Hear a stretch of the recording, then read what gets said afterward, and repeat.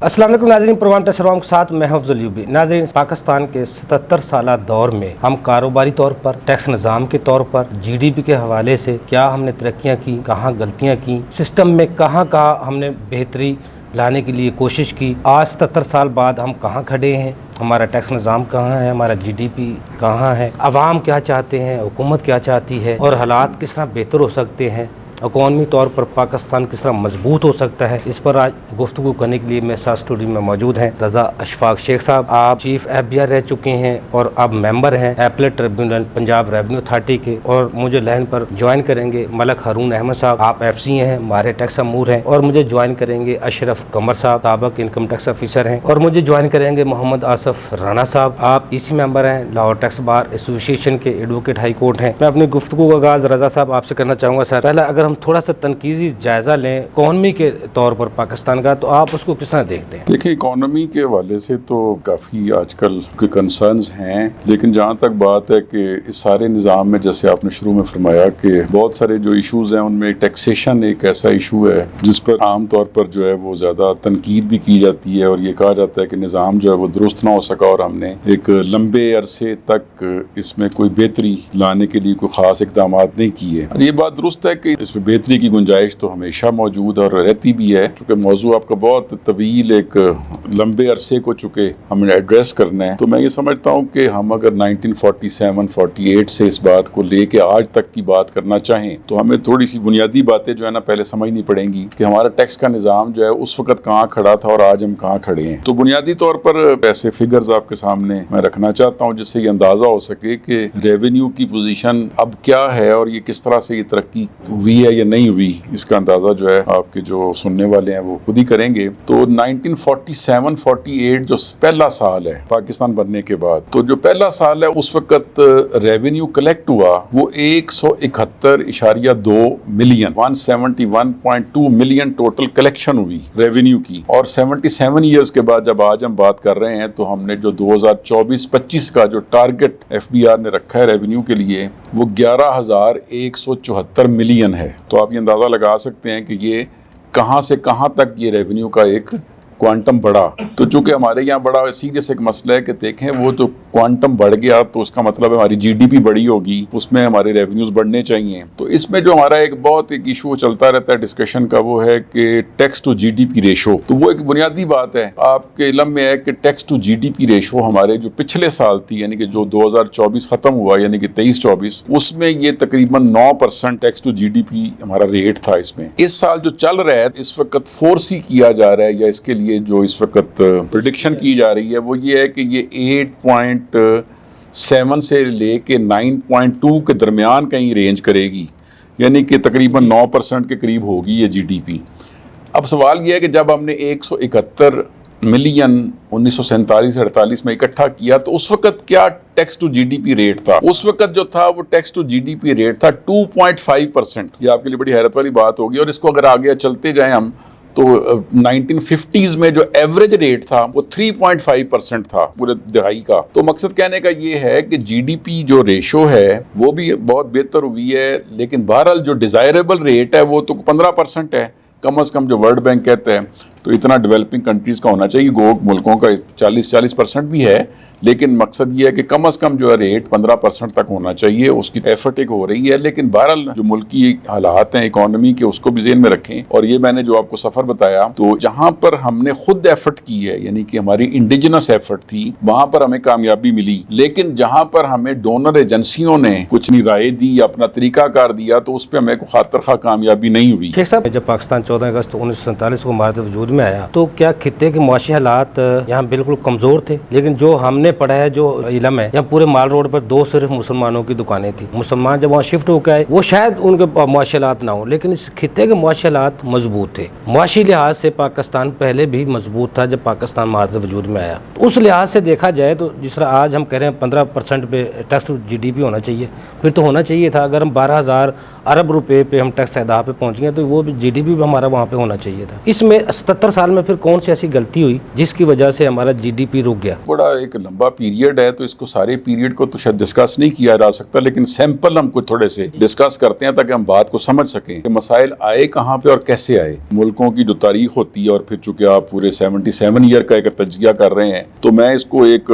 जो दहाई है, ये जो पिछला डिकेड है, मसलन 2011 से लेके 2020 तक का एक जो डिकेड है पूरा 10 साल का, इसका मैं आपको अगर मवाजना पेश करूं 2001 से 2010 तक के साथ, वो भी एक डिकेड है, उसमें जो बुनियादी मसाइल थे वो क्या हुए। सारे अरसे में हमारा मसला ये था कि हम IMF के साथ भी रहे, इसमें उनके प्रोग्राम्स में भी रहे। शेख साहब, ये तो आपकी बात है, पहले जो भुट्टो साहब ने नेशनलाइज किया इदारों को, उसके बाद GDP जो गिरा, उसकी वजह से तो नहीं आज तक हम उस लेवल पे नहीं आ सके। ये सबसे बड़ी गलती थी हुकूमत की या गलत फैसला था कोई? बड़ी लंबी बहस हो सकती है कि वो नेशनलाइजेशन जो आप चूंकि मौजूद आपने उठाया है, तो वो क्या फैसला दुरुस्त था या गलत था। अब देखें, ये एक पॉलिटिकल बात थी उस वक्त, जो एक सियासी नारा था वो ये था कि हमने नेशनलाइजेशन के नाम पर लोगों ने वोट दिया और फिर नेशनलाइजेशन हो गई। अब नेशनलाइजेशन जो है वो हुई, ये कॉन्सेप्चुअल बात है, इसको तो खैर लंबी बात हो जाएगी। तजर्बात कहते हैं वो लोग जो इंडस्ट्रियल चला रहे थे या कारोबारी थे, वो ट्रेडिंग पे चले गए। 70s का दौर है ना, अगर इसको पूरा तर्जिया किया जाए तो इसमें बहुत सारे अवामिल और भी शामिल हैं। मिसाल के तौर पे पाकिस्तान जो था दो लख्त हुआ उसी अरसे में, उसकी वजह से पाकिस्तान का जो मौजूदा पाकिस्तान है, इसकी इकॉनमी पे बड़े बुरे असरात हुए। फिर एक बड़ा बदतरीन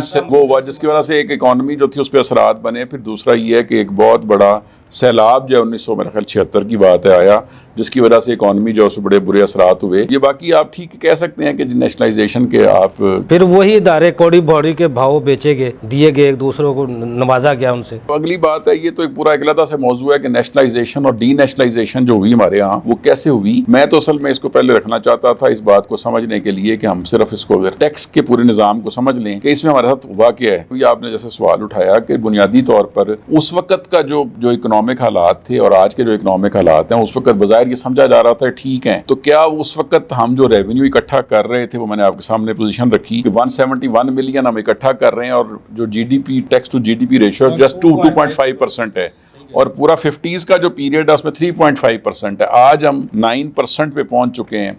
लेकिन बात यह कि इसके दरमियान मैं असल में ये जो छोटा सा एक एनालिसिस आपके सामने रखना चाहता हूँ, यहाँ से हमें उन गलतियों का शायद एहसास हो जाए कि कुछ गलतियाँ जो हमने की हैं वो बुनियादी तौर पर हमारी इंडिजिनस गलतियाँ नहीं हैं, बल्कि डोनर एजेंसियों ने हमें जिस तरह से फार्मूले दिए हमने उनको फॉलो किया और उसकी बुनियाद पर गलतियाँ हुई।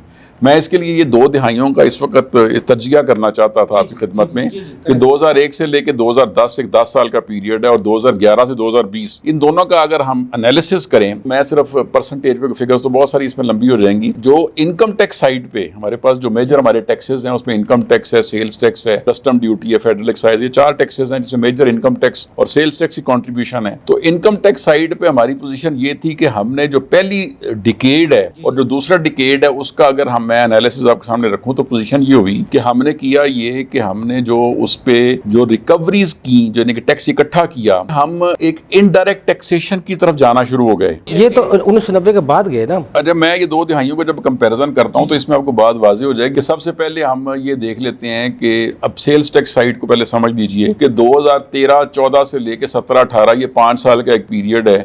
मैं इसको उसकी उसी दिहाई का हिस्सा है। इसको मैं समझने के लिए सिर्फ आपको कि हमने सारे दौर में बड़ी रिफॉर्म्स की, और रिफॉर्म जो कर रहे थे क्या उसका नतीजा हम जो हासिल करना चाहते थे कर सके।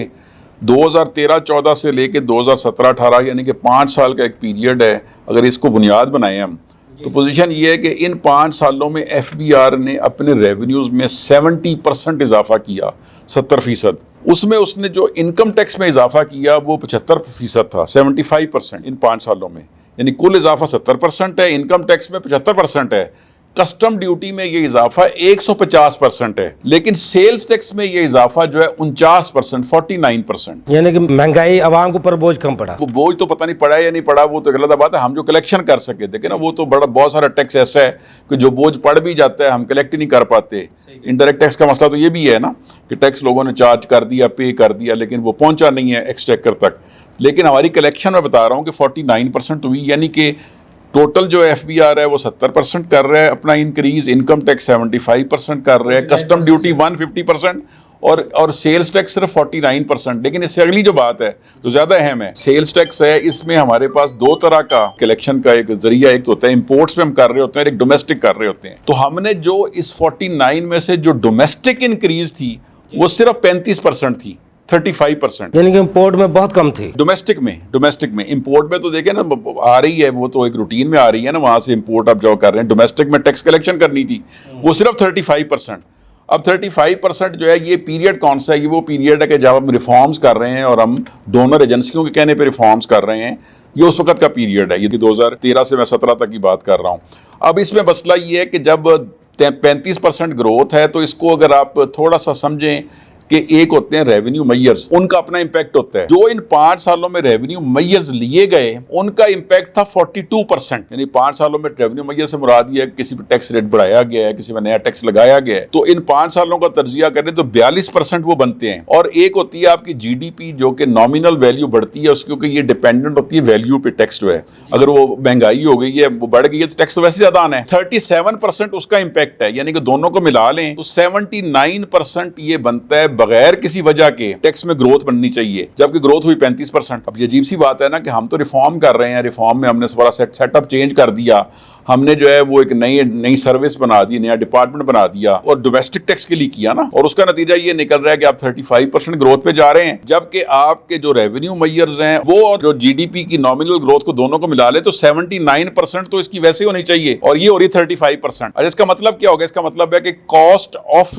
ریونیو جو ہے وہ بڑھ گئی بہت زیادہ. ایک تو یہ بات ہو گئی. اچھا اب اس کا میں یہ بتانا جو چاہتا ہوں، اگلی بات بڑی امپورٹنٹ ہے، وہ یہ ہے کہ اس کا چلیں اگر ادھر اثر اچھا نہیں ہوا تو ہم یہ سوچیں کہ شاید انکم ٹیکس سائڈ پہ اچھا اثر ہو گیا ہو. اب انکم ٹیکس سائڈ پہ کیا ہوا ہے میں وہ آپ کو پہلے جو تجزیہ دینا چاہ رہا تھا تو اب میں اس کو بیان کر دیتا ہوں کہ یہ 2 ڈیکیڈز کو میں 2001 سے 10، 11 سے 20 تک کا جب تجزیہ کرتا ہوں تو اس میں جو 3 باتیں آپ سے کرنا چاہتا ہوں وہ یہ ہے کہ جو ٹوٹل ریونیو کلیکٹ ہوا اس کے 3 حصے تھے. 3 حصے کیا ہوتے ہیں کہ ایک ٹیکس ہے جو ود ہولڈنگ کے ذریعے اکٹھا ہو رہا ہے، ایک وہ ٹیکس ہے جو والنٹری پیمنٹ ہو رہی ہے یعنی کہ خود لوگ پیسے جمع کرا رہے ہیں، ایک وہ ٹیکس ہے جو ہم خود ریکوری کرتے ہیں یعنی کہ اپنے کیسز بنائے ڈیٹیکشن کی ریکوری کی. پوزیشن یہ ہے کہ پہلے ڈیکیڈ اور دوسرے ڈیکیڈ میں ہم اگر کمپیرزن کریں تو پہلے ڈیکیڈ میں جو ہم ود ہولڈنگ سے ٹیکس لے رہے تھے وہ تھا 53%. 2001 سے لے کے 2010 تک ٹوٹل ریونیو کا 53%. 2011 کے بعد وہ ہو گیا 65%، یعنی کہ ود ہولڈنگ سے ٹیکس ہم نے زیادہ کلیکٹ کرنا شروع کر دیا. اچھا اس کے بعد اگر آ جاتے ہیں، اور یہ ود ہولڈنگ بھی انڈائریکٹ ٹیکس ہے اصل میں کہنا یہ چاہ رہا ہوں، جس کا عوام پہ پھر وہ مہنگائی کا اثر پڑتا ہے. دوسرا اس کا حصہ تھا والنٹری پیمنٹ. والنٹری پیمنٹ جو ہے وہ پہلے جو دہائی ہے یعنی کہ ڈیکیڈ ہے اس میں ہو رہی تھی 34% ٹوٹل ریونیو کا، اگلے ڈیکیڈ میں رہ گئی وہ 28%، یعنی کہ والنٹری پیمنٹ کم ہو گئی. اس کے بعد ڈیٹیکشن سے ہم جو پیمنٹ کروا رہے تھے وہ پہلے ڈیکیڈ میں تھی 12%، وہ چلی گئی 7% پہ. یہ سارے کا سارا ٹلٹ جو ہے وہ چلا گیا انڈائریکٹ ٹیکسیشن کی طرف ود ہولڈنگ کے ذریعے. اچھا مسئلہ یہ ہے کہ اس میں جب ود ہولڈنگ کے ذریعے آپ کر رہے ہوتے ہیں تو آپ بنیادی طور پر وہ جو ٹیکس ہے وہ تو پھر آپ اس بندے سے لے نہیں پا رہے ہوتے کیونکہ وہ اس کا امپیکٹ آگے پاس آن کر دیتا ہے. تو ہم ڈائریکٹ ٹیکسیشن جہاں پہ لینی تھی والنٹری پیمنٹ میں نے جیسے آپ کو بتایا کم ہو گئی، ہمارا جو ہے وہ جو پیمنٹ جو تھی ڈیٹیکشن سے وہ بھی کم ہوئی اور ود ہولڈنگ کی پیمنٹ بڑھی. تو یہ دونوں چیزیں اگر غور اکٹھا دیکھیں تو سیلز ٹیکس سائڈ پہ بھی ہم کیا حاصل کر سکے اور انکم ٹیکس سائڈ پہ کیا حاصل کر سکے، دونوں سائڈوں پہ اس پوری دہائی میں ہم کچھ بھی نہ حاصل کر سکے. اور ہم نے ساری کی ساری ریفارم جو ہیں وہ ڈونر ایجنسیوں کے کہنے پہ کی سارے عرصے میں ابھی تک بھی جو جاری ہیں. جس ہم ڈائریکٹ انڈائریکٹ ٹیکسز کی بات کر رہے ہیں تو آج بھی اگر ہم ایف بی آر کی پرفارمنس کو دیکھیں، ٹیکس نظام کو دیکھیں تو 85% ہم آج بھی ود ہولڈنگ کے ٹیکسز پہ رہے ہیں. ایڈوانس ٹیکس کو لے لیا جائے، ریفنڈس کو نکال دیا جائے تو آج بھی ایف بی آر کی پرفارمنس سب کے سامنے نظر آ جاتی ہے. جو کرنی چاہیے تھی وہ اہداف ہم حاصل نہیں کر سکے.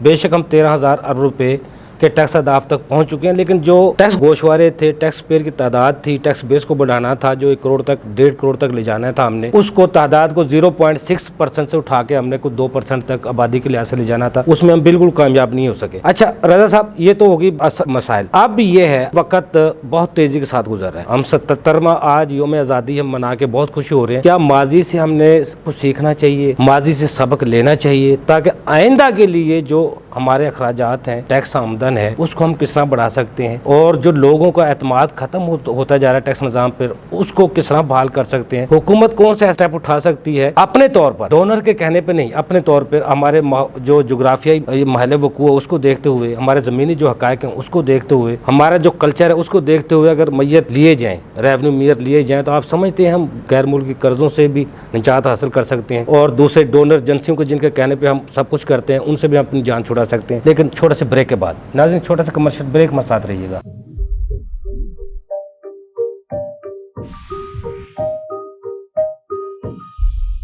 ویلکم بیک ناظرین میرے ساتھ اس وقت لائن پر موجود ہے ملک ہارون احمد صاحب، آپ ایف سی ہیں، ہمارے ٹیکس امور ہیں۔ ملک صاحب، آپ کو اپنے پروگرام میں سر خوش آمدید کہتے ہیں۔ سر، سب سے پہلے یہ بتائیے گا کہ پاکستان کے 77 سالہ دور میں جو جی ڈی پی کا اتار چڑھاؤ ہے اس کو آپ کس طرح دیکھتے ہیں؟ حالات یہ ہیں کہ ہم آج 77 سال گزار چکے ہیں، لیکن ہمارا total G D P $74 billion سے زیادہ نہیں ہے۔ مسئلے کیا ہے؟ ہمارے اکانومی ہے اس کے اندر مینوفیکچرنگ سیکٹر کو پروموٹ نہیں کیا گیا، ہمارے جو وسائل ہیں ان کو زیادہ سے زیادہ استعمال نہیں کیا گیا۔ آج ہمارے منرل ڈپازٹس ہیں، ہمارا ٹورزم ہے، ہمارا جو بھی سیکٹرز ہیں ان کو بہت زیادہ اچھے انداز میں استعمال کیا جا سکتا تھا۔ ہم دنیا کی 5ویں بڑی پاپولیٹڈ کنٹری ہیں اور ہمارا جی ڈی پی جو ہے دنیا کے 45 نمبر پہ آتا ہے، اور ہمارے حالات جو ہیں وہ اسی وجہ سے المناک اور دردناک ہیں کہ پچھلی گورنمنٹ جتنی بھی آئیں وہ اس کے اوپر انہوں نے ان وسائل کو صحیح استعمال نہیں کیا۔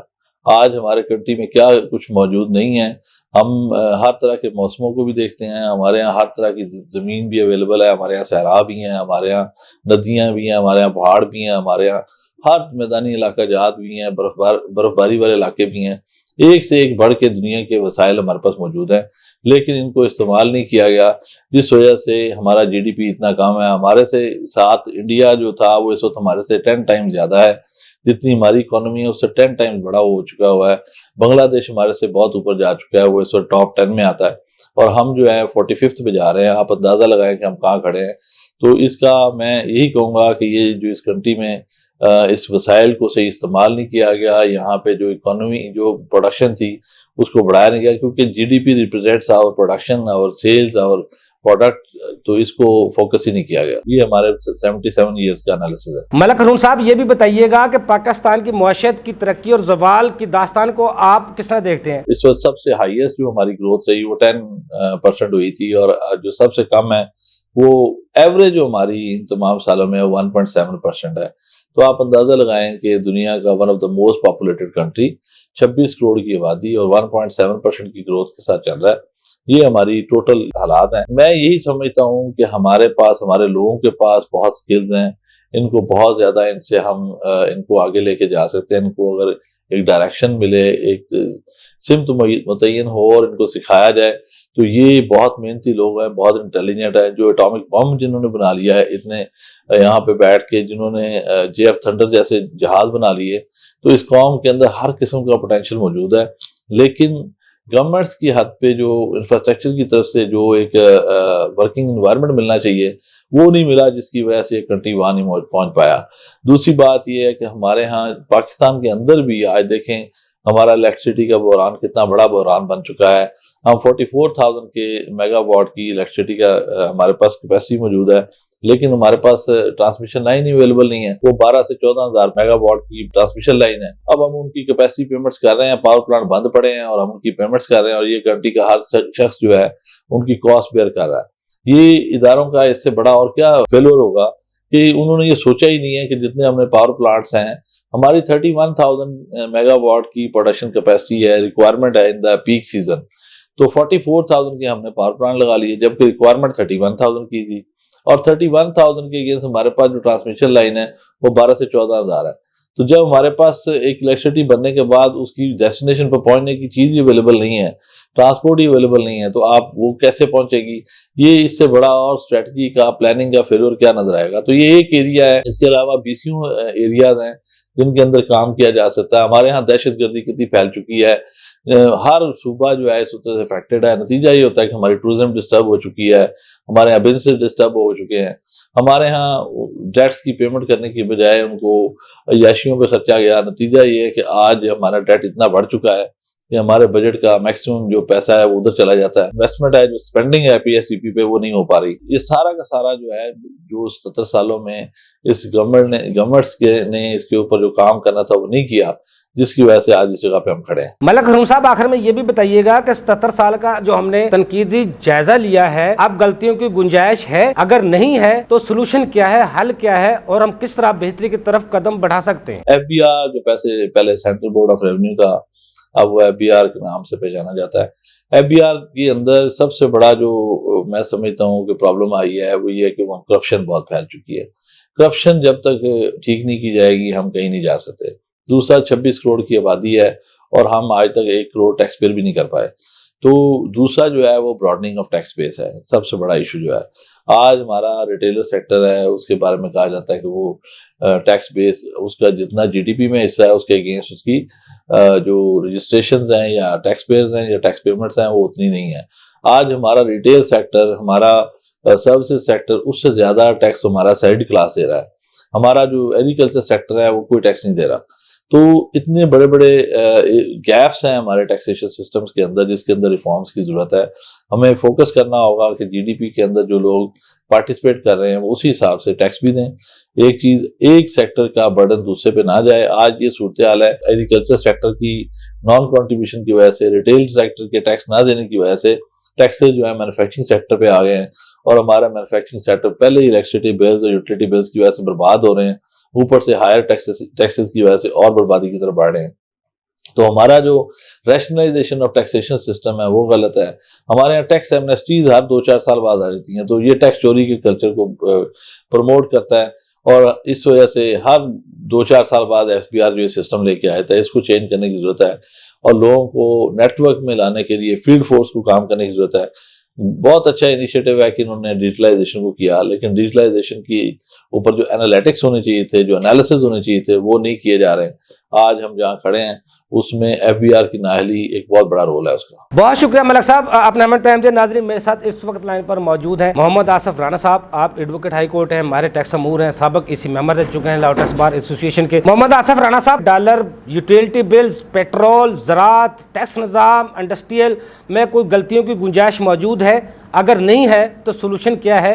پاکستان کے مستقبل کو روشن کس طرح بنا سکتے ہیں؟ جب سے پاکستان بنا ہے 14 اگست 1947 کو پاکستان معرض وجود میں آیا، اور آج 77 ایئرز ہو گئے ہیں پاکستان کو بنے ہوئے۔ ہمارا اکانومی نظام ہے، جو جی ڈی پی ریشو ہے وہ لنک کرتی ہے ڈالر کے ساتھ۔ ڈالر 1947 سے لے کے 1970 تک ڈالر کی جو قیمت رہی وہ 3 روپے سے لے کے 10 روپے تک رہی۔ پاکستان جب فرسٹ ٹائم IMF کے پاس گیا ہے 1958 میں گیا ہے، تو 1958 میں فرسٹ ٹائم پاکستان IMF کے پاس گیا اور وہاں سے انہوں نے لون لیا، اور وہیں سے پاکستان کی جو ہے نا بدقسمتی پاکستان کے عوام کی شروع ہو گئی۔ کیونکہ دیکھیے ہمارا اسلامی جمہوریہ پاکستان ہے، اسلامی جمہوریہ پاکستان ہونے کے ناطے ہمیں بینگ مسلم سود کا نظام ہے اس سے دور رہنا چاہیے تھا، لیکن مجبوراً ہمارے حکمران 1958 میں فرسٹ ٹائم IMF کے پاس گئے اور انہوں نے سود کو پاکستان میں ان کر لیا۔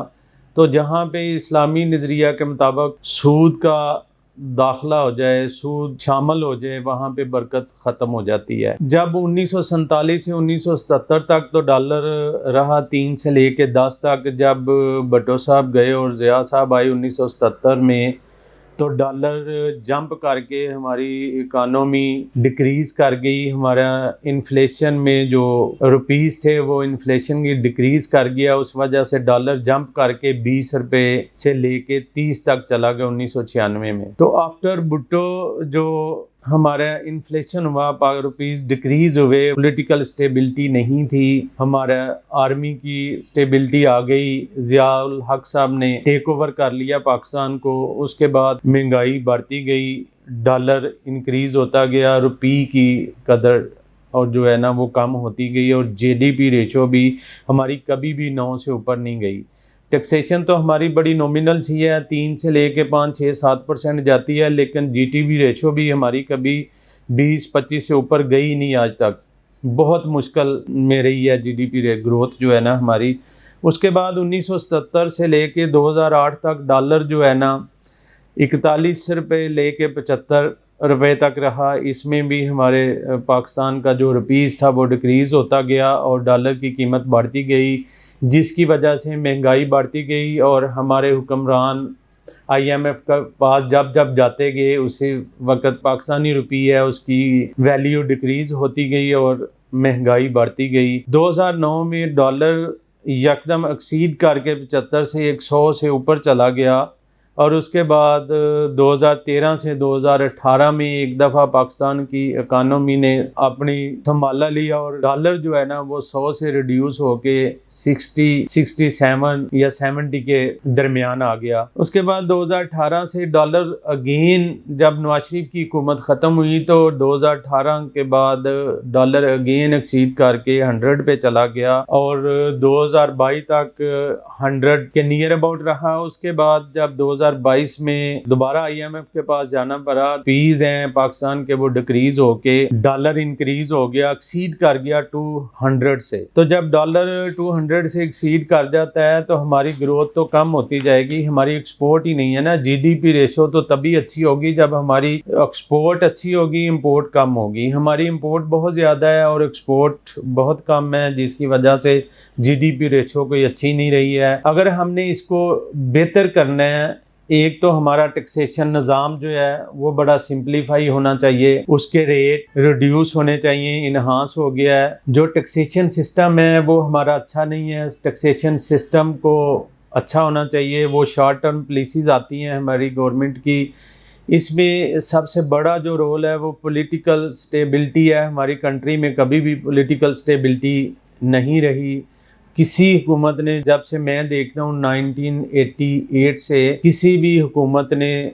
अपना टेन्योर पूरा नहीं किया, किसी वज़ीर आज़म ने अपना टेन्योर पूरा नहीं किया। इस वजह से भी हमारे मुल्क में जो है ना ग्रोथ, इकनॉमिक ग्रोथ हमारी कंट्री की वो अच्छी नहीं रही। तो इकनॉमिक ग्रोथ तो बहुत ही बुरी इसी वजह से रहती है कि जब हमारे पॉलिटिकल हालात या हमारी सिचुएशन कंट्री की वो ठीक ना रहे, जो इन्वेस्टर है वो इन्वेस्ट नहीं करता, इस वजह से बहुत ही बुरे हालात रहते हैं। अगर हमने अपने मुल्क की इकनॉमिक कंडीशन ठीक करनी है, टैक्सेशन का निज़ाम सादा करना पड़ेगा। टैक्सेशन हमारा बाय प्रोडक्ट है, इकनॉमिक जो है हमारी वो प्रोडक्ट है। अभी जो हमारी सूरत हाल है वो हम बाय प्रोडक्ट पे फोकस ज़्यादा कर रहे हैं और जो प्रोडक्ट है उस पर फोकस नहीं कर रहे। हमें अपना निज़ाम बेहतर करना पड़ेगा, लॉन्ग टर्म पॉलिसीज देनी पड़ेंगी और इंडस्ट्री को प्रमोट करेंगे तो तब हमारी इकानमी ठीक होगी। अगर हम इंडस्ट्री की तरफ तवज्जो नहीं देंगे तो हमारी इकानमी ठीक नहीं होगी। बहुत शुक्रिया आसिफ राना साहब, आपने हमें टाइम दिया। नाज़रीन, मेरे साथ इस वक्त लाइन पर मौजूद है अशरफ कमर साहब। आप साबिक इनकम टैक्स ऑफिसर हैं।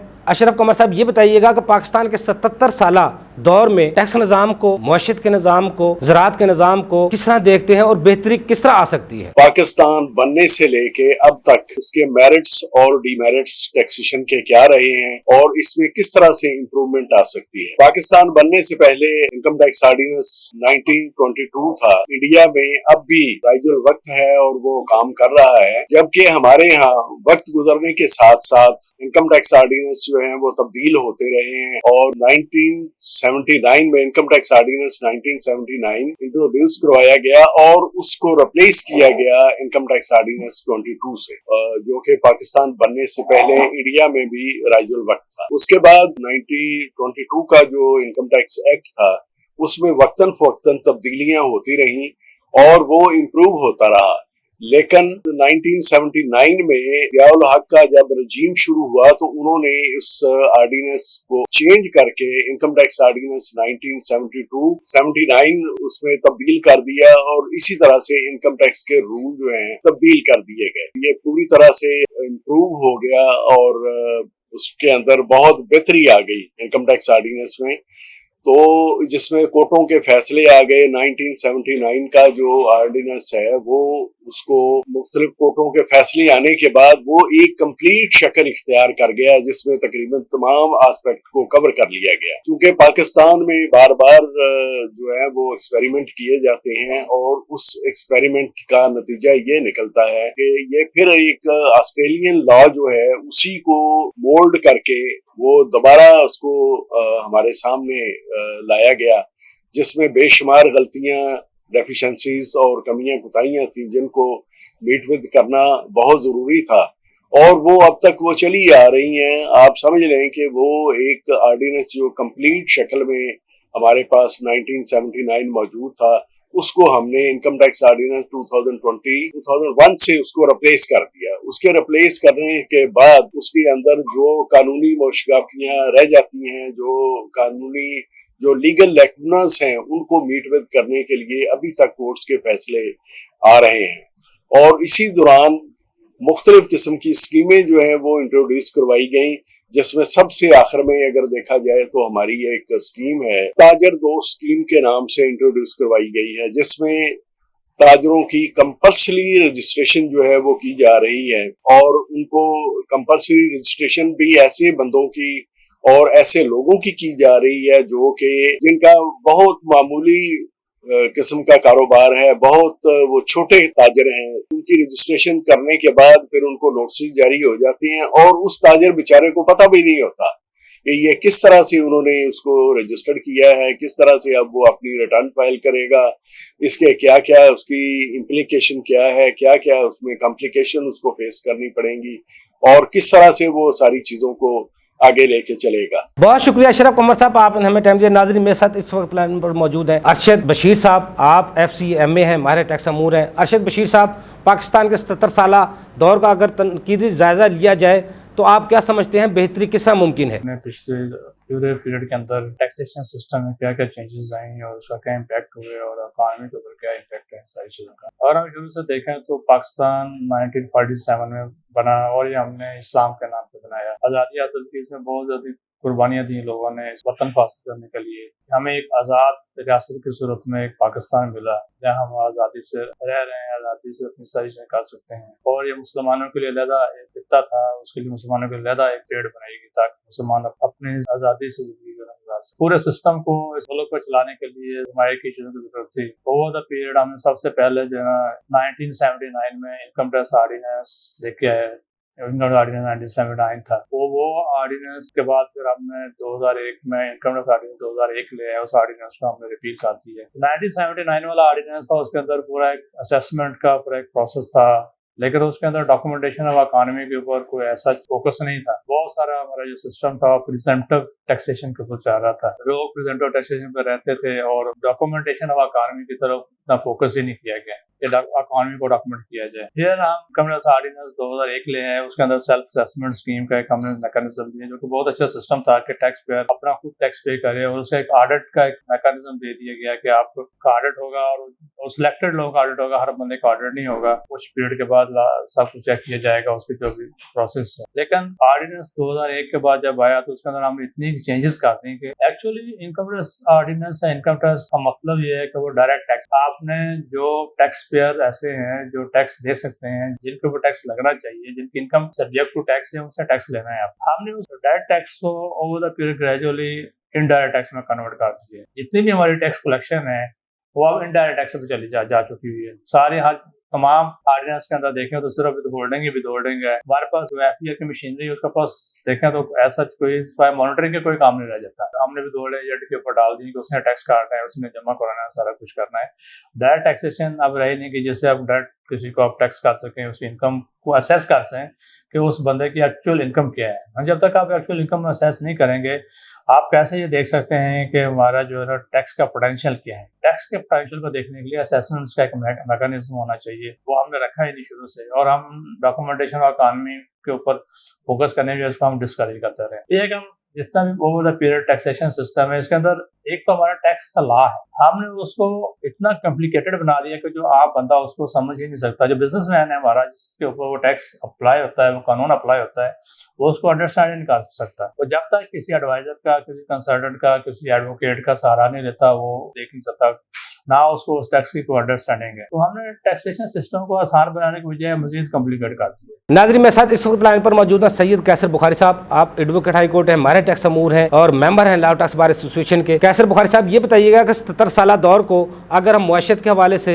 टैक्सेशन के हवाले से देखते हैं तो आप क्या समझते हैं किस तरह हम बेहतरी की तरफ कदम बढ़ा सकते हैं? अयूबी साहब, बदकिस्मती से FPR का निज़ाम है, टैक्स का जो निज़ाम है उस तरह से कामयाब नहीं हो सका जितना बड़ा इंफ्रास्ट्रक्चर बनाया गया, जितनी ज़्यादा रिसोर्सेज इस पे इम्प्लीमेंट किए गए, जितना ज़्यादा इसके ऊपर फोकस किया गया। हमारा टैक्स का सिस्टम जो है वो डायरेक्ट टैक्स और इनडायरेक्ट टैक्सेस के ऊपर बेस करता है, और बदकिस्मती से हमारा ज़्यादातर जो फोकस है वो इनडायरेक्ट टैक्सेस पे है, जो कि सेल टैक्स, प्रॉपर्टी टैक्स वगैरह हैं। जो डायरेक्ट टैक्सेस, इनकम टैक्स वगैरह है, उसके ऊपर बहुत ज़्यादा चीज़ें हैं वो FPR के एंड पे भी ठीक नहीं है, टैक्स पेयर के एंड पे भी ठीक नहीं है। फिर हुकूमत पाकिस्तान ने कोई इसके ऊपर कोई बहुत ज़्यादा आगाही की मुहिम भी नहीं चलाई। टैक्स पेयर को पता ही नहीं है उसने करना क्या है, क्या टैक्स पे करना है, किसको पे करना है, किस वक्त पे करना है, कुछ पता नहीं होता। और फ्रीक्वेंटली जो फाइनेंस एक्ट के थ्रू अमेंडमेंट ले आई जाती हैं, नई नई चीज़ें इंडक्ट कर दी जाती हैं, टैक्स रेट फ्रीक्वेंटली चेंज किए जाते हैं, जो कि हमारी बिज़नेस कम्युनिटी को, टैक्स पेयर को बिल्कुल उसकी आगाही नहीं होती, उसको पता नहीं होता। नोटिस जारी किए जाते हैं, वो बिल्कुल परेशान हो जाते हैं और वो टैक्स नेट से भागने की कोशिश करते हैं। बहुत शुक्रिया कैसर बुखारी साहब, आपने हमें टाइम दिया। नाज़रीन, छोटा सा कमर्शियल ब्रेक, हमारे साथ रहिएगा।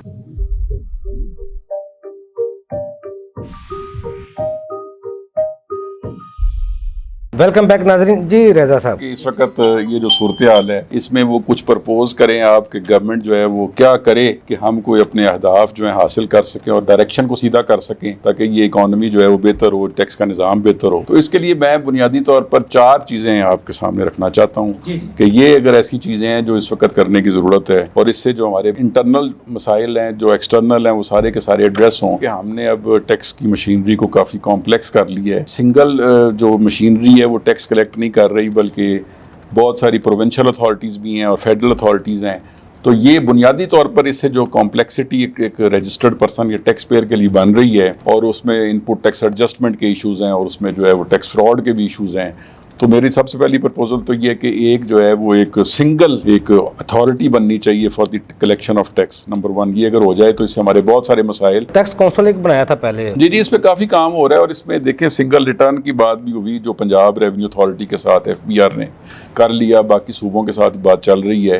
तो लेकिन ये अथॉरिटी अगर एक बने तो फिर ये बहुत सारे और मसले जो एलाइड हैं इसमें देखें, अभी तक तो सर्विसेज के बहुत सारे इश्यूज जो है रिजॉल्व नहीं हुए। अभी ये भी तय नहीं हो सका कि टैक्स जो है वो टर्मिनेशन पे लेना है कि एक टैक्स जो है वो कमेंसमेंट पे लेना है।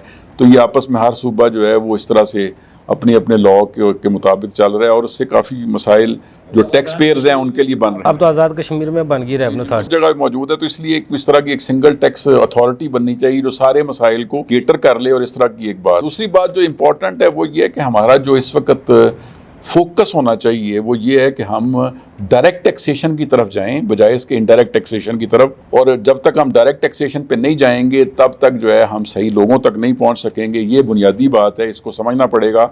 और इनकम टैक्स जो कि डायरेक्ट टैक्स है उसके अंदर भी, जैसे अभी आपने खुद भी फरमाया कि हम जो है वो अपनी विद होल्डिंग का मतलब इनडायरेक्ट टैक्सेशन जो है उसको ज़्यादा प्रमोट कर रहे हैं।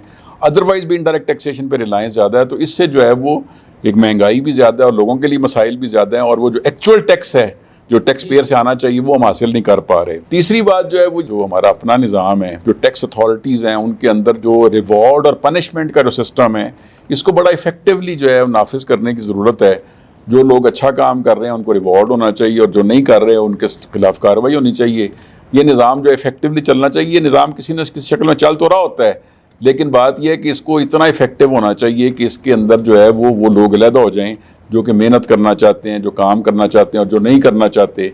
तो ये एक बुनियादी बात है उसमें। मैं आखिरी बात मैं समझता हूँ वो ये है कि इसमें तमाम जो हमारे जो स्टेक होल्डर्स हैं उनको शामिल करके कंसेंसस के साथ जो है अपनी पॉलिसीज़ को बनाया जाए। अब असल मसला ये है कि इसमें अब जो ज़्यादा बड़ा झगड़ा है वो पॉलिसीज़ लेवल का है, जो हमने पहले ही बात डिस्कस की है सारी, कि हमने बुनियादी तौर पर जिन पॉलिसियों को फॉलो किया वो हमारी नहीं थी, और उसका नतीजा हमें कोई नहीं मिल सका ठीक तरीके से, और वो नहीं मिल सका। तो ये एक बुनियादी बात है कि हमें अपनी इंडिजिनस जो मॉडल है उनको लेके आना चाहिए। देखिए, जो मसाइल यहाँ का एक ऑफिसर खुद समझ सकता है, डिपार्टमेंट का एहलकार, या यहाँ का जो एक टैक्स पेयर है, यहाँ का एक कंसल्टेंट है, यहाँ का एक वकील है, यहाँ का एक सहाफ़ी है, وہ جانتا ہے کہ کیا مسائل ہیں. وہ کوئی بھی باہر کا کنسلٹنٹ جو ہے وہ مسائل ہمارے نہیں سمجھ سکتا. آپ سمجھتے ہیں ٹیکس مشینری ہے, FBI ہے, اس کے افسران کے جو جتنے اختیارات ان کو دے دیے گئے ہیں, اس اکانومی کو آگے بڑھانے کے لیے, فروغ دینے کے لیے افسران کے جتنے اختیارات ہیں, اور جس طرح کے وہ مسائل پیش آ رہے ہیں ٹیکس پیئر کو بھی دوسروں کو بھی, تو غیر ملک دشمن ممالک کو ہمارے پاکستان پہ حملہ کرنے کی یا معیشت کو ڈبونے کی کوئی ضرورت ہے جس طرح کے میئر لیے گئے ہیں؟ آپ ویسے دل کی میں بات کر رہا ہوں. نہیں, وہ بات آپ کی ٹھیک ہے. دیکھیں یہ تو ایک بحث چلتی رہنی ہے. وہ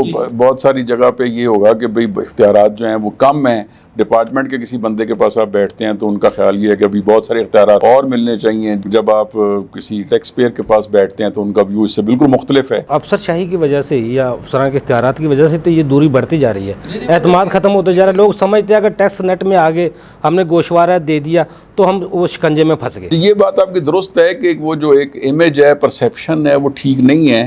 اس کے لیے دیکھیں وہ بات یہ ہے کہ اس میں یہ ٹیکس کلیکشن جو ہے یہ اس طرح سے ایک ایسا ڈپارٹمنٹ نہیں ہے کہ جس پہ صرف اور صرف جو ہے وہ آپ افسرشاہی والا کام یہاں پہ نہیں ہو سکتا. یہاں تو بڑا ایک پروفیشنل کام کرنے کی ضرورت ہے اور پروفیشنل لوگوں کو لانے کی ضرورت ہے. آپ ماشاءاللہ اتنے دیر عرصے میں رہے ہیں, سیل ٹیکس کو آپ سے بہتر کوئی نہیں جانتا.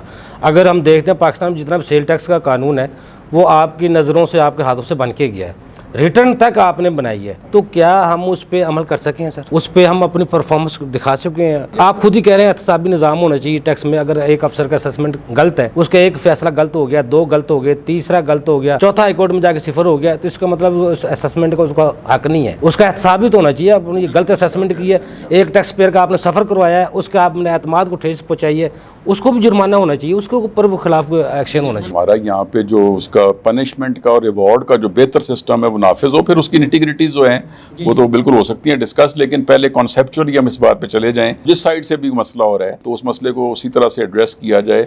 کسی کے لیے جو جائز اس کا حق ہے وہ اس کو فوری ملنا چاہیے, اور کوئی ناجائز حق جو ہے وہ کسی صورت نہیں ملنا چاہیے. یہی اصل میں بنیادی طور پہ تقسیم ہے جو کرنے کی ضرورت ہے, اور یہ اگر کر لی جائے تو ہم بہت سارے مسئلے حل کر سکتے ہیں. جو ریفائنڈ قانونی حق بنتا ہے ایک ٹیکس پیئر کا سر, اگر اس کو قانونی حق اس کو ٹائم پہ مل جائے تو اس کا کاروبار چلتا رہے. تو ہمارے تو آج تک ریفنڈز نہیں مل سکے, ان کا قانونی حق ہی نہیں مل سکا. اگر ہم نے ان پٹ ہی رکھنا ہے, ریفنڈز ہی رکھنا ہے, تو پھر اس کو نظام کو ہم شفاف بناتے, یا پھر اس کو سنگل ڈیجٹ پہ لا کر یہ ان پٹ کو ویسے ہی ختم کر دیا جائے. تو آپ نہیں سمجھتے ہم بہتر کی طرف ہمارا پہلا قدم ہو جائے گا, ان پٹ ویسے ہی ختم ہو جائے ہر کسی کا. دیکھیں وہ ان پٹ والی بات جو ہے وہ ایک چونکہ ویٹ کی انہیرنٹ اسکیم ہے, تو وہ ہم پہلے بھی جب اس میں ڈسٹورشن کرتے ہیں تو اس پہ ہمارے پر دباؤ ایک آتا ہے, ڈونر ایجنسیوں کا بھی آتا ہے کہ ویٹ کو جو ہے اس کی اصل شکل میں بحال کیا جائے. تو ان پٹ کا معاملہ تو اس میں اس کا ایک انہیرنٹ ایک چیز ہے, لیکن یہ ہے کہ اس کو بہتر کرنے کے لیے بہت سارے کام کیے جا سکتے ہیں. دبئی میں وہ سنگل سیل ٹیکس کا جو ویٹ ہے وہ 5% ہے, کارپوریٹ ٹیکس 9% ہے. دبئی سے تو زیادہ ہم ترقی یافتہ نہیں ہے یہاں پہ. انہوں نے شروع کیا ہے تو ابھی وہ بڑے انیشل سٹیج پہ ہیں وہ,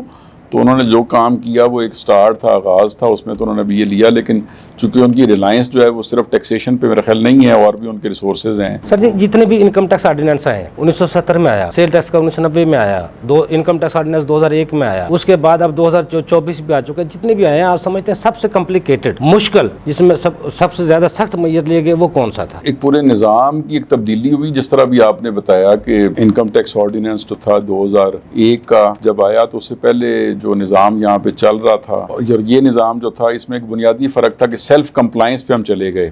اسی طرح جو سیلز ٹیکس ہے اس میں بھی 1990 کا جو ایکٹ ہے جب آیا تو ہم ایک سیلف کمپلائنس کے نظام میں گئے.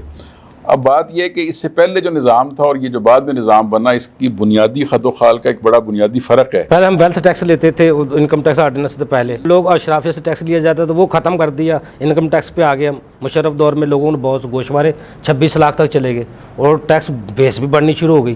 تو اس کا مطلب تھا کچھ بہتری کی طرف تھے, لیکن ہم جو اشرافیہ سے ٹیکس تھا وہ ختم ہو گیا. پہلے نظام کی طرف جائیں گے تو اس میں جو باتیں تھیں وہ یہ بھی تھیں کہ وہ ایک بڑا ہی زیادہ سخت قسم کے نظام تھے. مثال کے طور پہ اگر آپ جس طرح بھی آپ انکم ٹیکس کی بات کر رہے ہیں, کیونکہ پہلے تو اس کی ہر بندے کی اسیسمنٹ جو ہے وہ نہیں ہے. اب ڈیمڈ اسیسمنٹ کا تصور آ گیا کہ اس نے ریٹرن فائل کی تو اس کی اسیسمنٹ ہو گئی. اس وقت ہر بندے کی اسیسمنٹ ہو رہی ہے. اسی طرح سے سیلز ٹیکس سائڈ پہ جو تھا وہ ہر شخص جو ہے وہ اپنی کوئی انوائس ایشو کرنا چاہتا ہے تو اس کو سب سے پہلے ڈپارٹمنٹ کے آفیسر کے پاس جانا پڑے گا, اس انوائسز پہ وہ اتھینٹیکیشن کروائے گا اور پھر وہ ایشو کر سکتا ہے. پھر اس کی فیکٹری کے باہر جو ہے وہ ہمارا ایک سٹاف جو ہے موجود ہے, بیٹھا رہے گا, اس کی کلیئرنس کے بغیر جو ہے وہ کوئی چیز باہر نہیں نکل سکتی. پھر یہ تھا کہ اس میں جہاں پر بھی اس کی گاڑی جا رہی ہے, کوئی اس کی سامان جا رہا ہے, تو اس کو سڑک پہ بھی جو ہمارا بندہ جو ہے روک لیتا ہے اور وہ جو ہے اس کو چیکنگ کر سکتا ہے. تو وہ یہ ساری چیزیں جو ہے ہم نے ختم کی, ہم سیلف کمپلائنس پہ چلے گئے. تو سیلف کمپلائنس پہ جب آپ جاتے ہیں تو اس کا مطلب یہ ہوتا ہے کہ آپ نے ایک بنیادی طور پہ تو سہولت دی, لیکن اصل مسئلہ یہ ہوا کہ وہ اس کے بعد ہمارا ایک افیکٹو آڈٹ کا نظام امپلیمنٹ ہونا چاہیے تھا. وہ انکم ٹیکس میں بھی سیلز ٹیکس میں, وہ اصل میں اس طرح سے امپلیمنٹ نہیں ہو سکا. اس کی ایک لمبی وجوہات ہیں.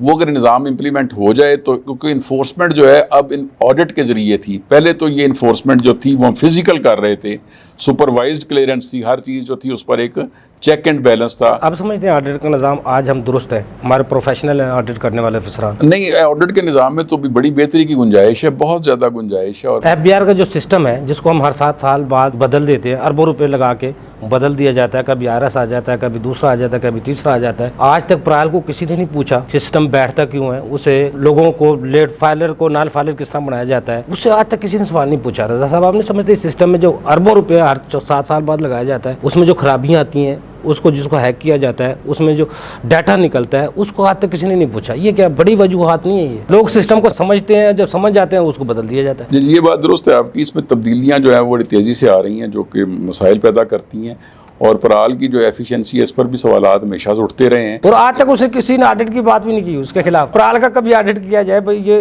یہ پاکستان ریونیو اتھارٹی لمیٹڈ ہے, اس کا کبھی آڈٹ کیا جائے جناب, یہ جتنے بھی پیسہ آج تک حکومت سے لے رہی ہے دے رہی ہے, اس کا کبھی آڈٹ ہوا ہو. افسران کو کسی کے گوشوارے لیک ہو گئے تو افسران کو FBR کے افسران کو معطل کر دیا جاتا ہے, ان کو نوکریوں سے نکال دیا جاتا ہے. پرال کو کبھی کسی نے پوچھا ہی نہیں. ایسے بالکل نہیں ہے کہ بالکل نہیں پوچھا, لیکن اتنا نہیں پوچھا گیا جتنا آپ سمجھتے ہیں ان کی ایفیشنسی کے مسائل ہیں. وہ دیکھیں ہمارے لیے بھی یہ مسئلہ تھا کہ جب یہ نیا آٹومیشن کا دور شروع ہوا تو ایک مارکیٹ پرائس جو تھی وہ اس ریسورس کی زیادہ ہوتی تھی. ایک سرکاری ملازمت جو ہمارے اپنے بھی چونکہ IT کے لوگ ہیں ڈپارٹمنٹ میں FBR میں, لیکن نیچرل سی بات ہے کہ وہ مارکیٹ پرائس جو ان کو زیادہ مل رہی تھی تو وہ ان کو نہیں ملتی تھی. تو اس لیے پھر یہ ایک نظام بنایا گیا کہ جی ٹھیک ہے کہ یہ ہمارے ساتھ ایک سبسڈری بنے اور اس میں مارکیٹ پرائس پر وہ لوگوں کو ہائر کریں, اور اس کے نتیجے میں یہ ہے کہ ہمارا کام بھی بہتر ہو. لیکن آپ کی بات درست ہے کہ وہ کوئی بہت زیادہ اس میں بہتری اس طرح سے نہیں آئی جس کی بڑی ضرورت ہے. اور میں یہ سمجھتا ہوں کہ ہمارا اپنا جو ایک IT کا پورا ونگ ہے وہ اگر افیکٹولی کام کرے تو وہ بھی ہم اس کو بہت بہتر کر سکتے ہیں. ٹیکس ٹو GDP کو 15% پہ لانے کے لیے FBR کو اپنی پرفارمنس دکھانی ہوگی یا حکومت کو اپنی معاشی پالیسی بدلنی ہوگی؟ دیکھیں اس میں جو ہے FBR کی حد تک تو میں سمجھتا ہوں کہ وہ کافی ایفرٹ ہو رہی ہے. پالیسیز کا معاملہ اس میں زیادہ امپورٹنٹ ہے. اس کی وجہ یہ ہے کہ میں نے جیسے ابھی گزارش کی ہے کہ بہت ساری جگہوں پہ پالیسی کا ایشو ہے, تو وہ اگر بہتر ہو جائیں, اور وہ بہتر ہو بھی رہی ہیں اب آہستہ آہستہ, لیکن مسئلہ یہ ہے کہ چونکہ ساتھ ساتھ آپ کی اکانومی کے جو باقی حالات ہیں وہ بھی بڑے میٹر کر رہے ہوتے ہیں ریونیو کلیکشن میں. تو FBR تو کوشش یہ کرتا ہے کہ جو اس کو ٹارگٹ ملا ہے اس کو اچیو کیا جائے. 70 سال میں سر جتنی آبادی ہماری 25 کروڑ ہو چکی ہے, آج بھی ہمارے گوشوارے 40 لاکھ ہیں. آبادی کے لحاظ سے دیکھا جائے تو 1% بھی نہیں ہے. اس کو آپ کیا سمجھتے ہیں 77 سال میں جو ہم 1% بھی یا 5% بھی ان کو کامیابی حاصل کی ہے آبادی کے لحاظ سے ہم ٹیکس گوشواروں کو لا سکیں؟ انڈیا میں دیکھا جائے تو وہ بھی 2% سے زیادہ ہے. اچھا, یہ جو پرسنٹیج اس طرح سے ہے وہ میرا خیال ہے کہ ہمیں وہ زیادہ نہیں ہے کریکٹ پوزیشن. اس کی وجہ یہ ہے کہ ہمارے پاس اس وقت جو ادروائز پرسنٹیج ہے وہ تو شاید 4% سے زیادہ ہے, لیکن وہ بنیادی بات یہ ہے کہ لوگ ریٹرن کتنا فائل کر رہے ہیں اور کتنا وہ ٹیکس آ رہا ہے, وہ اس کے مسائل ہیں اپنی جگہ پہ. لیکن مسئلہ تو یہی ہے کہ جو کہ اکانومی جو ہے وہ اور ٹیکسیشن کا نظام دونوں اکٹھے چل سکتے ہیں, اس میں بہتری کی ضرورت ہے. پھر ٹیکسیشن میں بھی بہتری کی ضرورت ہے. یہ کمبینیشن ہے, تو اس کو ہم آئسولیشن میں تو نہیں دیکھ سکتے.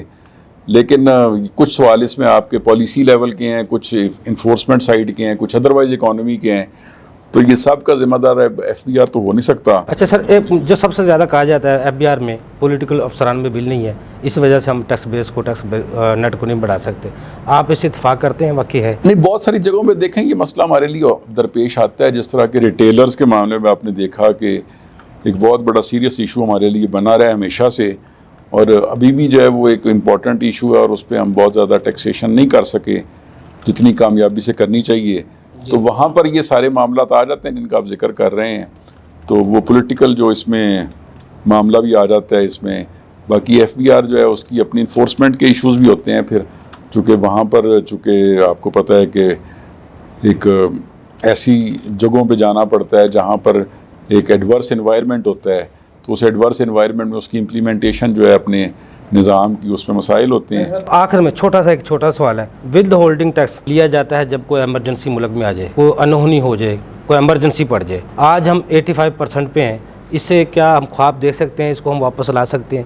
دوسرا یہ ہے ڈائریکٹ ٹیکسز کو ہم اس کی تعداد بڑھا کر ان ڈائریکٹ ٹیکسز کو 1% پہ یا 30% پہ 40% پہ لے آئیں تاکہ عوام کو کچھ سکھ مل جائے، اور جو ٹیکس اشرافیہ اس سے لینا چاہیے وہ ان کو ٹیکس نیٹ میں لایا جا سکے۔ کوئی خواب دیکھا جا سکتا ہے موجودہ حالات میں؟ جی بالکل، آپ نے یہ بات ٹھیک کی ہے۔ پالیسی ایشو ہے کہ اس وقت کیا کرنا ہے۔